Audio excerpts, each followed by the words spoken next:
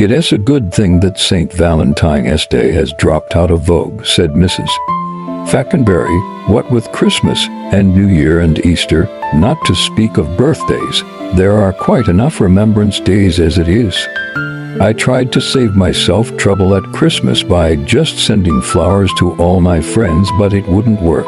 Gertrude has 11 hothouses and about 30 gardeners, so it would have been ridiculous to send flowers to her, and Millie has just started a florist shop, so it was equally out of the question there. The stress of having to decide in a hurry what to give to Gertrude and Millie just when I thought I'd got the whole question nicely off my mind completely ruined my Christmas. And then the awful monotony of the letters of thanks. Thank you so much for your lovely flowers. It was so good of you to think of me. Of course, in the majority of cases I hadn't thought about the recipients at all. Their names were down in my list of people who must not be left out. If I trusted to remembering them, there would be some awful sins of omission. The trouble is," said Clovis to his aunt, "all these days of intrusive remembrance harp so persistently on one aspect of human nature and entirely ignore the other. That is why they become so perfunctory and artificial.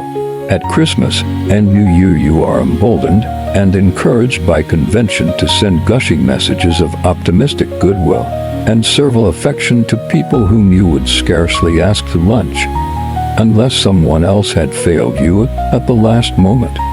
If you are supping at a restaurant on New Year's Eve, you are permitted and expected to join hands and sing for auld lang syne with strangers whom you have never seen before and never want to see again. But no license is allowed in the opposite direction." "Opposite direction? What opposite direction?" queried Mrs. Falconberry. "There is no outlet for demonstrating your feelings towards people whom you simply loathe. That is really the crying need of our modern civilization. Just think how jolly it would be if a recognized day were set apart for the paying off of old scores and grudges, a day when one could lay oneself out to be gracefully vindictive to a carefully treasured list of people who must not be let off. I remember when I was at a private school, we had one day, the last Monday of the term, I think it was consecrated to the settlement of feuds and grudges. Of course, we did not appreciate it as much as it deserved because, after all, any day of the term could be used for that purpose.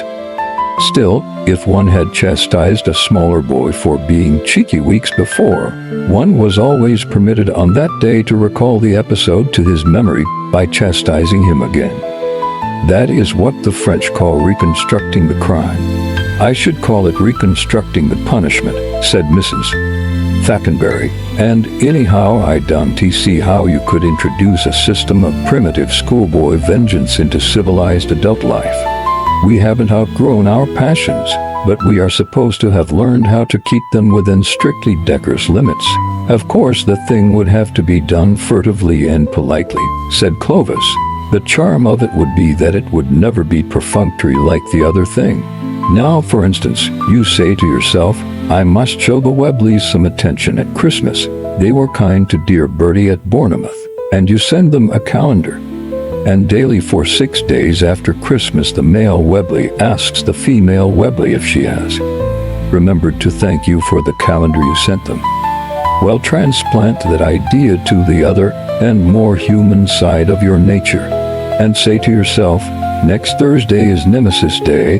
What on earth can I do to those odious people next door who made such an absurd fuss when Ping Yang bit their youngest child?' Then you get up awfully early on the allotted day and climb over into their garden and dig for truffles on their tennis court with a good gardening fork, choosing, of course, that part of the court that was screened from observation by the laurel bushes. You wouldn't find any truffles, but you would find a great peace, such as no amount of present giving could ever bestow." "I shouldn't," said Mrs. Falconberry, though her air of protest sounded a bit forced. "I should feel rather a worm for doing such a thing. You exaggerate the power of upheaval which a worm would be able to bring into play in the limited time available," said Clovis. "If you put in a strenuous 10 minutes with a really useful fork, The result ought to suggest the operations of an unusually masterful mole or a badger in a hurry. They might guess I had done it, said Mrs. Falconberry. Of course they would, said Clovis. That would be half the satisfaction of the thing, just as you like people at Christmas to know what presents or cards you've sent them. The thing would be much easier to manage, of course, when you were on outwardly friendly terms with the object of your dislike. That greedy little Agnes Blake, for instance, who thinks of nothing but her food. It would be quite simple to ask her to a picnic in some wild woodland spot and lose her just before lunch was served. When you found her again, every morsel of food could have been eaten up. It would require no ordinary human strategy to lose Agnes Blake. When luncheon was imminent, in fact, I don't believe it could be done. Then have all the other guests, people whom you dislike, and lose the luncheon.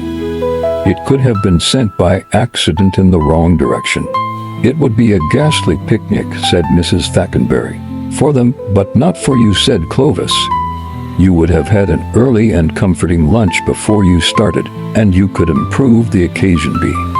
Why mentioning in detail the items of the missing banquet, the lobster Newburg and the egg mayonnaise, and the curry that was to have been heated in a chafing dish?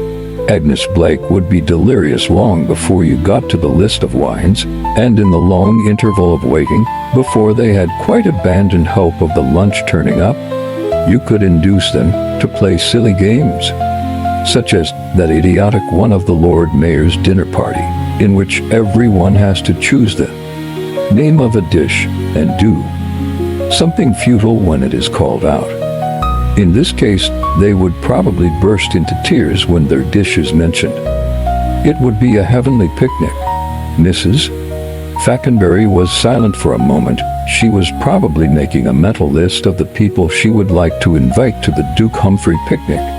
Presently she asked, "And that odious young man, Waldo Plubley, who is always coddling himself, have you thought of anything that one could do to him?" Evidently she was beginning to see the possibilities of Nemesis Day. "If there was anything like a general observance of the festival," said Clovis, "Waldo would be in such demand that you would have to bespeak him weeks beforehand, and even then, if there were an east wind blowing or a cloud or two in the sky, he might be too careful of his precious self to come out. It would be rather jolly if you could lure him into a hammock in the orchard, just near the spot where there is a wasp's nest every summer. A comfortable hammock on a warm afternoon would appeal to his indolent tastes, and then when he was getting drowsy, a lighted fusee thrown into the nest would bring the wasps out in an indignant mass, and they would soon find a home away from home on Waldo's fat body. It takes some doing to get out of a hammock in a hurry. They might sting him to death," protested Mrs. Falconberry. "Waldo is one of those people who would be enormously improved by death," said Clovis. "But if you didn't want to go as far as that, you could have some wet straw ready to hand, and set it alight under the hammock at the same time that the fusee was thrown into the nest. The smoke would keep all but the most militant of the wasps just outside the stinging line, and as long as Waldo remained within its protection, he would escape serious damage, and could be eventually restored to his mother, kippered all over and swollen in places, but still perfectly recognizable. His mother would be my enemy for life," said Mrs. Falconberry. "That would be one greeting less to exchange at Christmas," said Clovis.